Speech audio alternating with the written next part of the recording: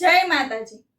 સંતાન પ્રાપ્તિ અને સંતાન સુખ અને પરિવારના હિત કલ્યાણ માટે દરેક માતા પિતાએ આ વ્રત જરૂરથી કરવું જોઈએ। 23 ઓગસ્ટે શ્રાવણ મહિનાની પુત્રદા એકાદશી છે। આ દિવસે આ એક પ્રયોગ દરેક માતા પિતાએ કરવો જોઈએ। સૌથી પહેલા તો આ દિવસે ભાત ન ખાવા કે ન બનાવવા જોઈએ અને આ દિવસે તમારે ઘઉંના લોટનો 4 મુખી દીવો બનાવવો જોઈએ।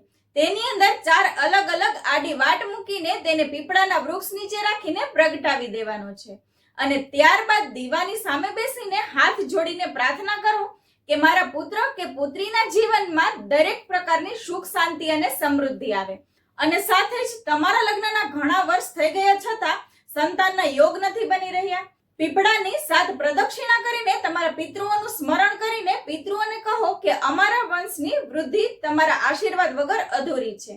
તમારા પિતૃઓની કૃપાથી તમારા ઘરમાં સુખ શાંતિ અને સમૃદ્ધિ આવશે। તો આ દિવસે આ પ્રયોગ જરૂરથી કરી લેજો અને આ વિડીયોને વધુમાં વધુ શેર અવશ્ય કરજો। જય માતાજી।